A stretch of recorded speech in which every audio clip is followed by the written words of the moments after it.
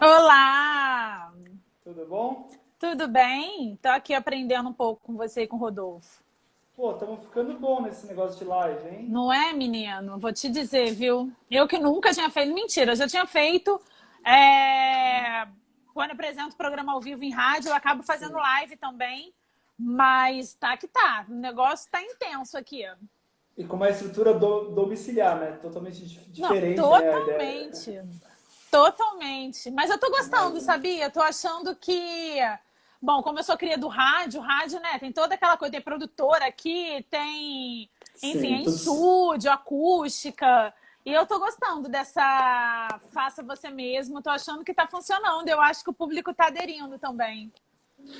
Eu acho que é isso. O público tá aderindo também não. Acho que a gente não tem tantas escolhas, né, hoje também É. do que fazer, né, para transmitir, enfim, informação e trocar contato e ver gente, que eu acho que é um ponto importante também. Eu estava vendo você conversando agora há pouco e sobre a iniciativa da Show Livre, né? De Sim, monetizar de alguma maneira as lives.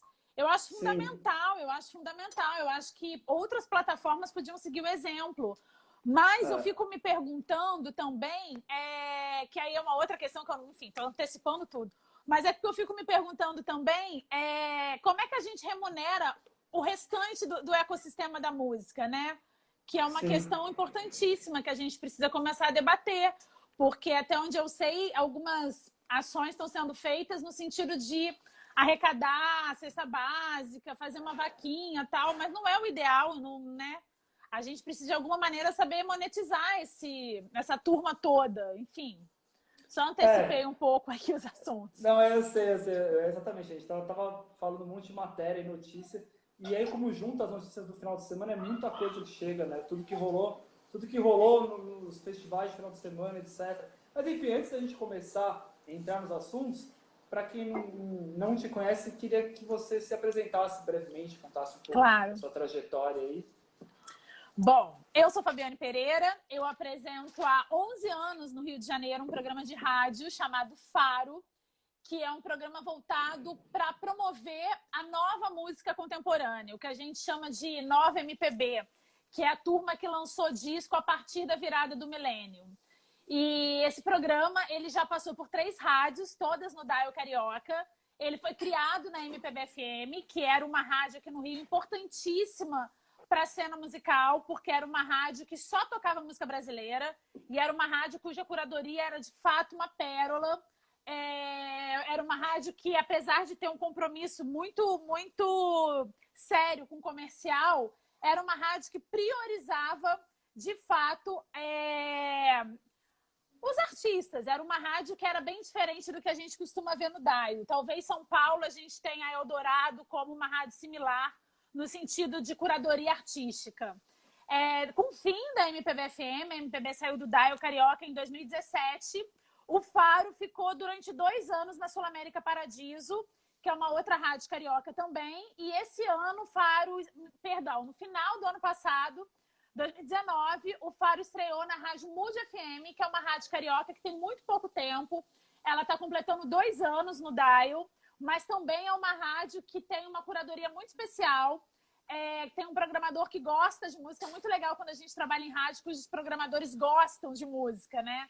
Claro que tem um compromisso Ainda bem, né? comercial, ainda bem, mas parece óbvio, mas pode ter Não é, certeza não que é. não é. Não é, claro. Tem muitos lugares que música não é arte, é business. E é Claro. complicado quando a gente está dentro dessas empresas.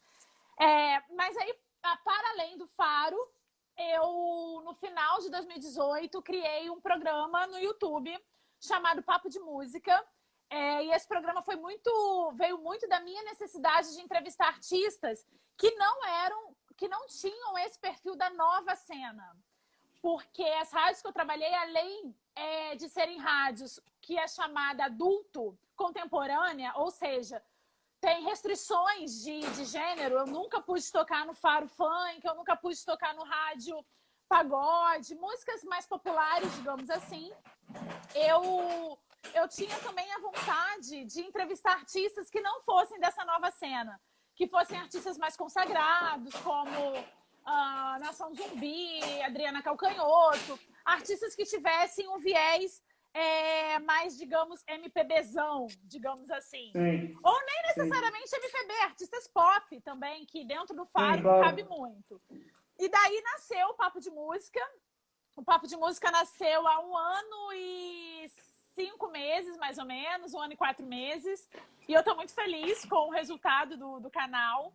E para além dessas duas coisas, eu escrevo também semanalmente para o site da Veja Rio, que eu tenho total liberdade para escrever sobre o assunto que eu quiser dentro da temática de música. Né? Que ótimo! Que bom. E essa total liberdade é contratual, assim, foi muito interessante quando eles me procuraram para escrever. Eles disseram, a gente está querendo vozes dissidentes. E a partir daí, eu já escrevi antes da Veja entrar num recesso de 8 meses. E aí, com a volta da Veja Rio no mercado carioca, eu voltei a escrever. E com essa quarentena, eu tenho escrito 2 vezes por semana. Então, amanhã sai coluna na Veja Rio. Que legal. Bastante coisa, né, Fabi? Bastante coisa, né? Dá para pensar um pouquinho. Uma coisa que eu sempre esqueço de falar, mas é importantíssimo. Eu apresento semanalmente também um programa de rádio em Portugal, que chama Palco Brasil. É verdade. Pois eu sempre esqueço de falar. Eu sempre esqueço. Mas não, é um programa muito legal. É o único programa de música brasileira no dial português. É o único programa que tem. Aí você fala dos artistas daqui brasileiros que estão fazendo turnês lá, né? Exatamente. Basicamente, sim. São os artistas brasileiros que não necessariamente estão fazendo em turnê, mas que o público português já conhece. Ah, entendi. Pô, legal. É muito legal esse programa. Pô, legal. Bom, vamos entrar nos nossos papos aí. Bora lá. Aí, que agora vai ser nessa loucura aí. Música e mercado em tempos de crise, né? A gente fala em tempos de crise para não dizer em tempos da crise do coronavírus e não ser redundante demais, né? Mas é isso que a gente quer dizer nesse momento. Eu tenho uma pergunta que é um pouco genérica, mas acho que a gente vai poder aprofundar aqui aos poucos. Que é quais foram os primeiros impactos que você observou no mercado da música em geral, né? Logo no início da crise do coronavírus. Quando eu falo início, é quando a gente começou a ter vários shows cancelados, várias casas começaram a fechar, e isso antes de ser alguma autorização pelo governo, alguma medida, né, do governo, enfim. Quais foram o que você enxergou de mudança nesse cenário num primeiro momento? Olha, para mim, essa crise do coronavírus, ela chegou um pouco antes do mercado nacional. Vou explicar, porque o meu namorado, ele trabalha num festival de música em Nova York. Então, em Nova York, as coisas começaram a ser canceladas um pouco antes no Brasil. Então, a primeira coisa que foi adiada, sem data para acontecer, foi o festival que ele trabalha. Eu estava programada para passar 2 meses agora em Nova York, abril e maio, e no meio de fevereiro, a gente já sabia que não ia rolar mais, porque... E Nova York tá punk. Né? Tá punk, exatamente. Punk. A situação em Nova York tá muito complicada. O Brasil, apesar desse governo tosco, conseguiu tomar as medidas necessárias de precaução e de isolamento social com mais antecedência do que os Estados Unidos, por incrível que pareça, e do que outros países na Europa. E isso eu acho que tem feito... Eu acho não, né? Comprovado. Tem feito com que a gente ainda não tenha colapsado o nosso sistema único de saúde. Então, assim, para mim, a crise do coronavírus chegou um pouquinho antes, assim, talvez umas 3 semanas antes. Quando eu comecei a perceber que os 2 festivais que o meu namorado trabalha nos Estados Unidos começaram a adiar e a se preocupar de uma maneira que a gente aqui não estava se preocupando, eu vi que a coisa era bastante séria. Exatamente assim. Exatamente. E aí, a partir disso, eu faço parte do Conselho Consultivo da Sim São Paulo.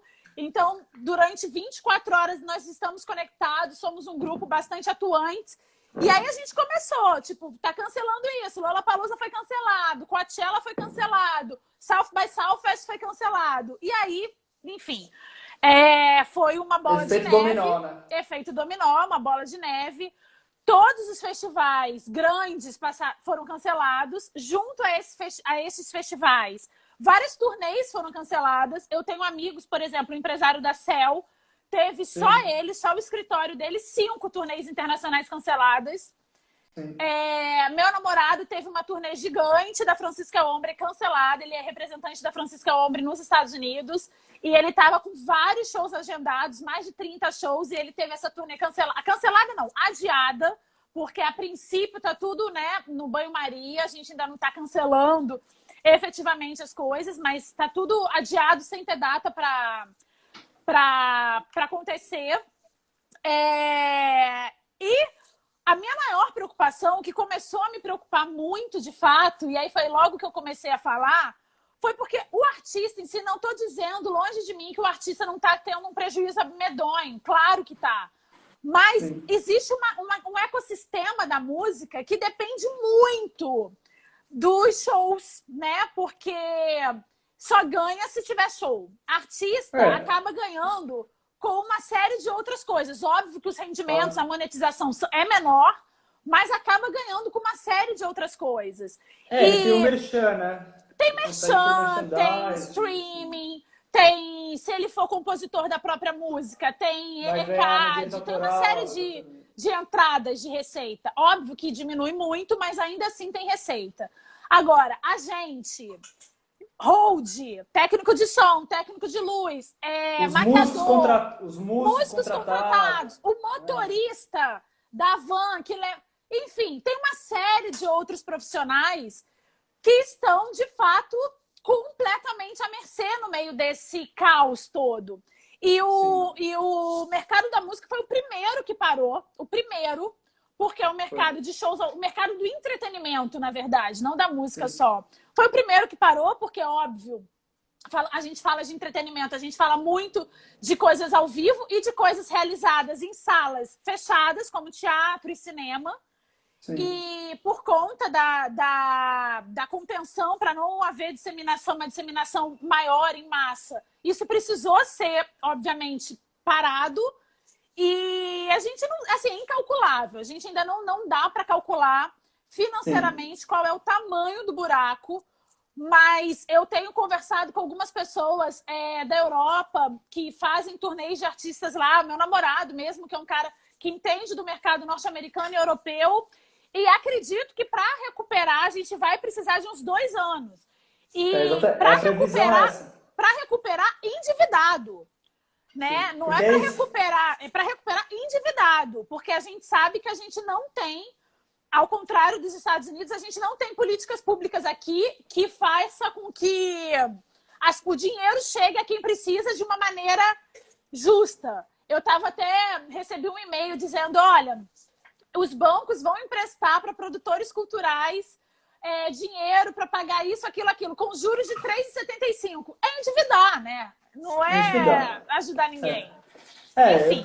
A gente está acompanhando bastante tudo aí que todos os países estão fazendo em relação ao auxílio aos trabalhadores culturais em geral. E as medidas são muito diferentes, né? A Alemanha estava prevendo todo um suporte gigante. Nos Estados Unidos tem muito fundo de ajuda à cadeia musical toda. Então tem vários fundos que vão repartir o dinheiro, enfim. No Brasil a gente tem nada de fundo, não foi criado um fundo, os músicos estão à mercê, talvez, de uma ajuda via trabalhador autônomo, de MEI ou de alguma coisa do mesmo nicho. E a gente tem o quê? No máximo a gente tem a OMB, enfim, e eu quero fazer também né? uma crítica também. Eu vi vocês comentando aí sobre a live do Gustavo Lima, 5 horas no ar, que arrecadou tanto, 100 mil reais, se eu não me engano. Gente, arrecadou? Eu não sabia. Sim, teve uma arrecadação. Teve uma arrecadação de 100 mil reais. O cachê do Gustavo Lima é 300 mil reais. Ele ficou 5 horas no ar, com quase 1 milhão de pessoas assistindo.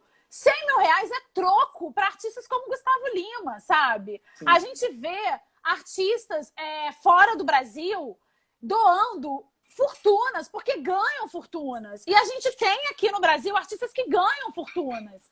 Óbvio que ninguém tem obrigação de nada. Agora, a gente vê também, né, como que artistas, no sentido de serem pessoas faróis, serem pessoas que, de fato, ajudam a conduzir, né, a sociedade dentro de um período de tempo e espaço, a gente vê que aqui isso ainda está muito distante. Até onde eu sei, tiveram duas artistas, Xuxa e Ivete Sangalo, que fizeram doações grandes, a Xuxa para o SUS, e a Ivete fez uma doação para pessoas que já estão contaminadas, para um hospital, etc. Mas, assim, a gente não vê os artistas aqui se mobilizando, de fato, para tirar do próprio bolso e doar. O que eu acho uma grande pena, porque a gente tem aqui artistas milionários que poderiam fazer isso, jogadores de futebol milionários, e a gente não vê aqui essa força-tarefa, né? Essa força-tarefa, essa mobilização, sabe? Enfim. A matéria que a gente comentou dele, para ser sincero, eu nem vi que tinha arrecadado. Eu só Arrecadou. tinha batido uns números absurdos, né? Uns números absurdos. E aí, esse é o ponto, né? Eu acho que realmente tem que existir uma campanha, pelo menos na nossa área da música. Em cada área vai ter que ter, né? Mas da música, dos milionários aí da música, de poderem ajudar, né? Sim. Realmente, o cachê do Gustavo Lima é uns 300 mil reais mesmo. Então, uma ajuda de 100 mil reais não é irrisória. Ele não é obrigado a fazer nada. Sei lá. A gente está vivendo momentos de crise, né? Então... Às vezes, eu vejo assim, eu falo, por que a gente ainda reverbera isso, sabe? Cachê de 300 mil, o cara fica 5 horas numa live, junta, arrecada, 100 mil. Gente, eu ia ter vergonha de noticiar isso, mas enfim... Não é nada, né? Exatamente. Bom, seguindo aqui, hoje ele já faz 14 dias, né, que muitas pessoas se auto-isolaram. Sim. A gente não teve nenhuma determinação certeira nesse sentido, a partir dos governos. No nosso mundo da música, o que você enxergou que nesses 14 dias já a coisa já mudou? O que você viu que houveram mudanças em que sentido no mundo da música e sim nessas últimas 2 semanas? Olha, eu acho que a principal mudança foi a mobilização dos artistas virem até se colocarem como instrumento de entretenimento mesmo, de tentar de alguma maneira aliviar a quarentena de muitos, né? Tentar de alguma maneira minimizar os danos mentais das pessoas que estão em isolamento social. A gente viu que essa iniciativa brasileira, ela veio copiada de iniciativas que aconteceram na Europa, mas eu nem considero cópia no sentido pejorativo da coisa, eu considero no sentido de se espelhar uma iniciativa bacana que aconteceu na Europa e lá também estava acontecendo a crise do coronavírus lá na Europa já está há mais tempo, então é normal que eles já estejam tentando amenizar a situação antes do que nós, mas além dessa mobilidade dos artistas, e eu vi, de Marília Mendonça, falamos agora do Gustavo Lima, gravadora se mobilizando, a gente teve a Universal, a Som Livre, fazendo um festival com seus próprios artistas. Tivemos iniciativas independentes. Eu estou participando do festival Fico em Casa BR, mas há várias outras iniciativas independentes rolando também nas redes. E todos os artistas, com raríssimas exceções, muito solícitos, todos topando participar. E isso é uma coisa muito interessante, porque quem trabalha no ecossistema da música, eu como jornalista musical, eu sei que há vários artistas que não são tão solícitos assim, e nesse momento está todo mundo muito, muito interessado, de alguma maneira, levar a sua mensagem nesse período de isolamento. Iniciativas, por exemplo, como a Laboratório Fantasma, que pegou uma outra plataforma, eu vi vocês comentando aí, pegou uma outra plataforma diferente Twitter, do Instagram, que foi o Twitter, e fez no sábado e no domingo debates muito interessantes. Eu assisti o debate do Emicida com Gilberto Gil e Pedro Bial.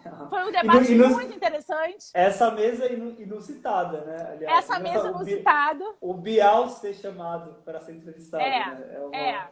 Uma figura diferente. Aí, mas eu acho que era a voz dissonante ali naquela mesa. Era a voz dissonante, né? E então, assim, o que eu tenho visto é essa mobilização que, num primeiro momento, ela ainda não está no sentido de geração de receita madura. Eu acredito que essa próxima semana vai ser muito fundamental para amadurecer de que maneira que se a gente continuar. Eu acredito que a gente ainda continue em isolamento social durante todo o mês de abril. Acho que dificilmente, com os números crescendo da forma que estão, vai ter algum governador que vai liberar que vai liberar as pessoas do isolamento. Acho que a gente vai precisar fazer um revezamento aí lá pela segunda quinzena de abril, dos profissionais que poderão ir trabalhar, mas eu acredito que o isolamento, para quem pode ficar em casa, deva permanecer ainda por um bom tempo. Né? E eu acredito importante para amadurecer de que maneira que as receitas possam começar a ser geradas. As novas formas, né, de conteúdo, né, nova forma de negociação, inclusive. Exatamente. Então, eu digo até pelos contratos, né? Como que vai ser esses contratos? Porque vai ter que agora abarcar toda a parte de streaming, enfim. É um novo cenário, né? Um novo mundo. E uma coisa que eu acho que é muito interessante, eu não tenho visto, mas volto a dizer, eu não tenho visto também porque ainda é uma iniciativa muito embrionária. Eu acho que está todo mundo tentando se adaptar da melhor maneira. Mas uma coisa muito importante são as marcas abraçarem essas iniciativas. Porque a gente tem várias marcas aí que apoiam e que batem no peito dizendo que apoia a classe artística e apoia a arte e a cultura, mas agora a gente precisa de fato que esse apoio venha através de verba. Então, se você apoia um festival e esse festival, no primeiro momento, não vai acontecer, como é que a gente pode remanejar essa verba para que essa verba seja direcionada para o digital? A gente vai precisar disso nas próximas semanas, né? Sim, eu acho, a minha previsão pessoal é que as marcas, muitas delas, puseram o pé no freio. Ver o que vai acontecer, ver o que aconteceu nas últimas 2 semanas. Realmente eu concordo com você. Essa semana agora e a próxima vão ser cruciais para determinar todo um mood de operacionamento, de operação. Eu acredito que até o final de maio a gente vai estar em quarentena. Mas é uma opinião pessoal. Meu pai! É uma opinião bem pessoal. Em comparação à Europa, enfim, tenho muitos amigos que moram lá, eu trabalhei lá um tempo também. E a galera tá há 30 dias em confinamento absoluto e tá começando a achatar a curva lá agora. Ou seja, sim. As melhores expectativas é que o nosso pico só venha na segunda quinzena de abril, né? Então, a gente ainda está muito distante desse pico. Enfim, e nesse cenário de incerteza... eu tô vendo a Verônica Pessoa, que é uma grande amiga que está acompanhando a nossa live, e ela mora em Paris. Até o fim de maio. Até o fim de Paris, até o fim de maio. Pois é. E em Paris que ela tem aquele presidente que de fato governa, né? A gente que tem um desgoverno, talvez em agosto. Fora as brigas políticas todas, né? Mas enfim, continuando aqui, essa pergunta que eu coloquei, a gente acabou praticamente falando, que era quais eram as medidas alternativas, iniciativas que você viu que te chamou a atenção, mas você falou bastante dos festivais, né? Tem alguma alternativa ou iniciativa que você queria acrescentar? Olha, me chamou muita atenção a iniciativa que, se eu não me engano, começou em BH, mas eu posso... não está sendo correta nessa informação, que é a iniciativa para ajudar a galera da graxa, que é justamente essa galera dos bastidores, né, que trabalha no ecossistema da música e que não necessariamente coloca a cara na frente da TV ou na frente, né, do trabalho, do show business. E essa iniciativa me chamou bastante atenção, porque ela mobilizou muitas pessoas, ela foi replicada em vários outros estados. Algumas pessoas, por iniciativas próprias, estão reunindo cestas básicas, estão ajudando. Eu fiz a minha coluna da última sexta-feira, na Veja Rio, ela reuniu algumas iniciativas para ajudar comunidades aqui do Rio de Janeiro que estão precisando de doações. E isso também me chamou muita atenção, porque apesar de toda essa polarização bizarra que a gente vem enfrentando desde 2013, a solidariedade é uma marca nossa e isso eu acho que independente de posicionamentos políticos, a gente é solidário.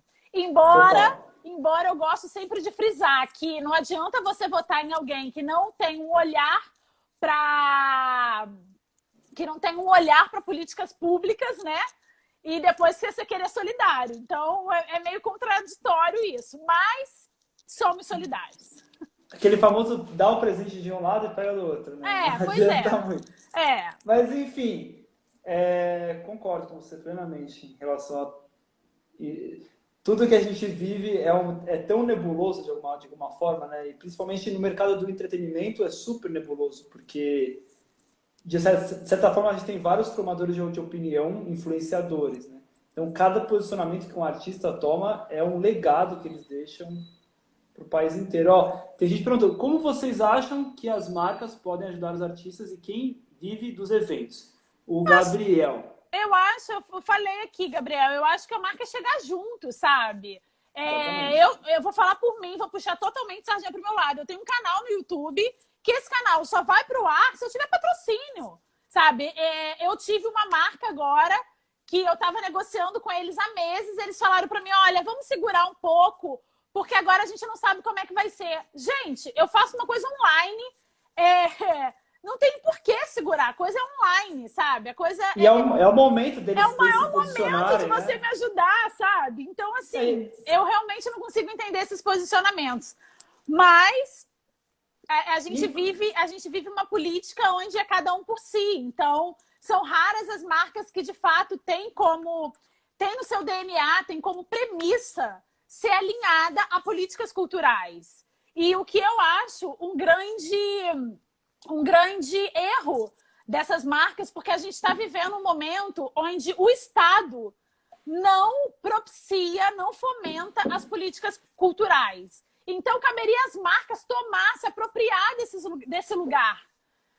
Quem faz isso muito bem é a Natura Musical, eu sempre falo disso, porque realmente a Natura Musical é uma empresa ímpar nesse sentido. Inclusive, a Michelle estava aí dando um alô pra gente. Michelle, estava aqui vendo, A Natura Musical é uma marca ímpar nesse sentido, há 15 anos, com ou sem crise, porque o mercado da música sempre viveu em crise, mas agora talvez seja a maior crise da nossa história.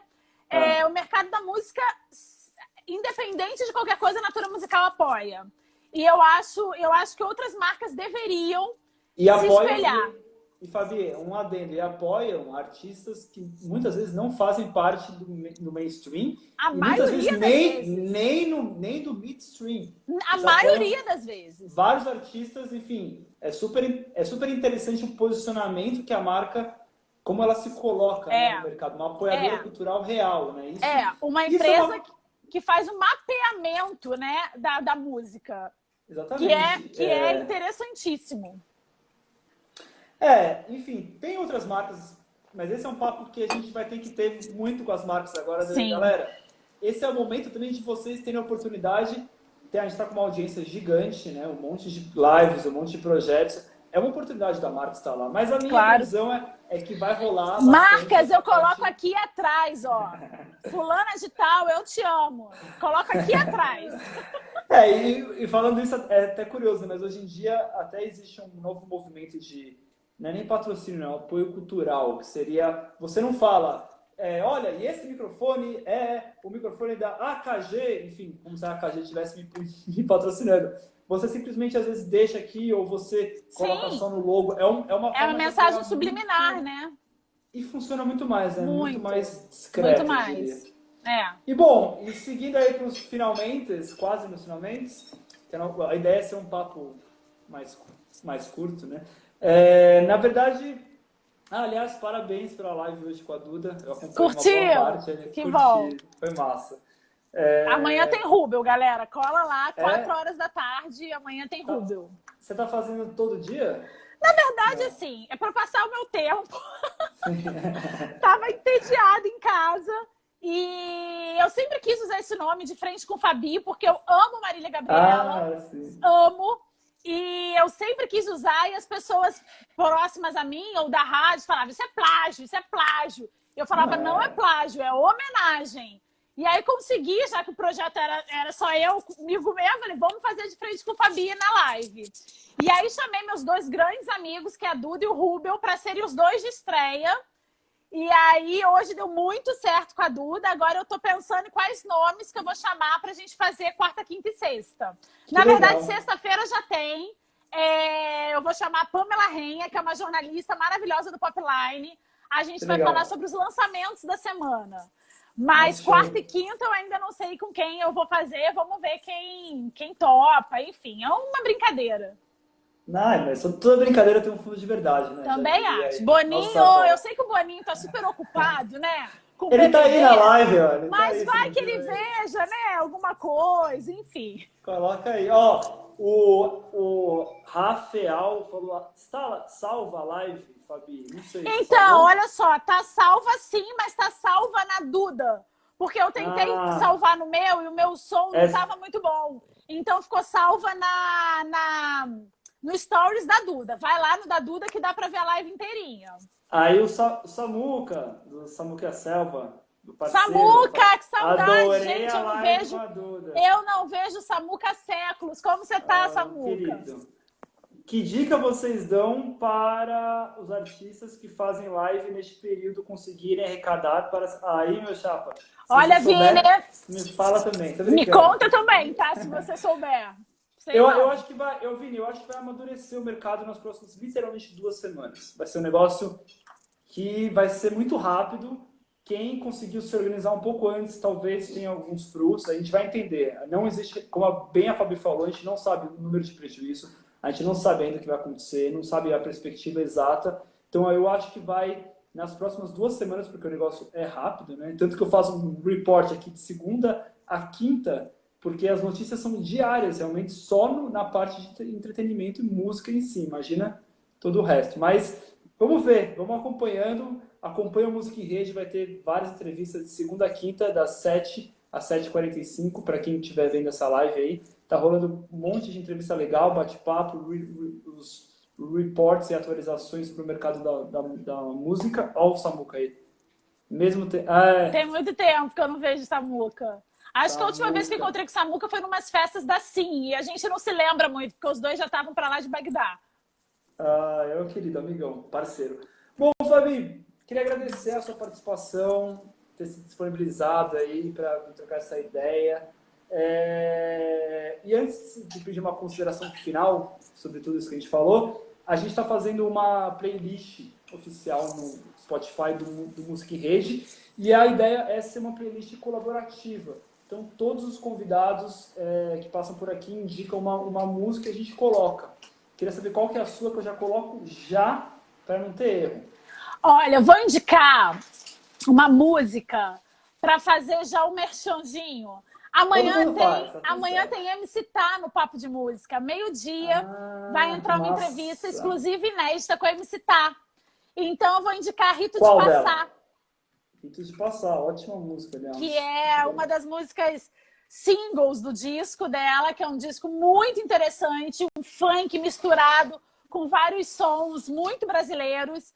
E ela é a minha convidada de amanhã no Papo de Música, então dá uma olhadinha também no YouTube, gente, que meio-dia entra a entrevista. Estamos aí com a programação. Vamos virar um canal de TV daqui a pouco, né, Fabi? Se a gente se juntar. Olha, assim, eu vou te dizer que a gente recebeu uma proposta muito interessante nesse meio tempo aí. E eu acho que o Papo de Música vai para a TV sim. Ainda não sei, não posso dar detalhes, porque é muito burocrático essa coisa de televisão, né? E, enfim, mas eu acho que tem possibilidade de ir para a TV. É uma TV fechada, mas, né, para ir para uma aberta é um pulo, Boninho. Então, enfim. Tá certo, tem que fazer a pressão. A gente tá já com 8 músicas aqui. Caramba, até que realmente o Música em Rede também deu uma rodada já. 8 Tá músicas, vendo? 8 indicações. Bom, pessoal, então é isso, né? Eu queria que você pudesse dar uma consideração final de tudo isso. Eu acho que eu espero. Parece papo de Ananaíra, né? Mas eu realmente espero que a gente saia muito mudado desse isolamento imposto, porque não tá fácil para ninguém. Claro que para uns está muito mais difícil que para outros, mas não tá fácil para ninguém. E eu espero também que a gente entenda que não há bem maior do que a nossa saúde, seja física e seja mental. Cuidar da saúde mental também é muito importante para que a gente consiga passar por essas provações, que a gente consiga passar por esses contratempos. A gente sabe que a gente vive num país cujo governo que está, né, nos representando não é a favor do Estado, é a favor do Estado mínimo. Então, a gente precisa muito de uns dos outros, a gente precisa muito se unir para fazer pressão política, sim, mas principalmente para cuidar uns dos outros. Defendam o SUS, porque é um sistema único de saúde que faz com que... Sempre. Que faz com que a gente tenha um mínimo de sanidade, porque pensa se nós fôssemos um sistema de saúde como nos Estados Unidos, que ninguém tem direito, se você não puder pagar, ninguém tem direito. Nós estaríamos muito piores do que nós estamos, então defendam o SUS. Estado mínimo só vale para país rico. E país rico que tem estado mínimo já estabeleceram conquistas que a gente aqui ainda não conseguiu estabelecer. Então, isso não é papo de comunista, socialista, isso é papo só de uma pessoa empática que consegue entender que o fato de umas pessoas serem mais privilegiadas do que as outras só faz com que a gente seja cada vez mais desigual. Então, a gente precisa manter a sanidade física e mental para conseguir ler. Eu entrevistei o Djonga recentemente, a entrevista também vai para o Papo de Música no dia 7 de abril, e ele falou uma coisa muito importante, ele falou, a gente precisa aprender a ler fora dos livros. E é isso, Sim. a gente precisa aprender a ler fora dos livros, a gente precisa entender que a gente está passando por um momento histórico e que esse momento histórico vai transformar a vida de todos nós. Tomara que estejamos preparados para essa transformação. Com certeza, né, Fabi? Também acho. Momento histórico, imagina a gente contando isso pros... Olha, mas vou te falar, eu vi um meme esses dias que eu achei maravilhoso. Já tô cansada de participar de momento histórico. Já tá bom, já deu. Mas é isso. Bom, pessoal, a gente vai ficar por aqui hoje. Obrigada, Amanhã... viu? Muito obrigada mesmo pelo convite. Muito obrigada pelo espaço. Obrigada mesmo para todo mundo que está aí assistindo. Valeu, gente. Pessoal, sigam o canal aqui. Eu fixei aqui, ó, Música em Rede Oficial. Segunda a quinta, das 7 às 7h45. Tô falando sobre música, falando sobre o mercado da música, com convidados aí especialíssimas. E é isso, gente. Até amanhã. Obrigado. Beijo, fique em casa, por favor. E até amanhã. Tchau. Defendam o SUS. Defendam o SUS.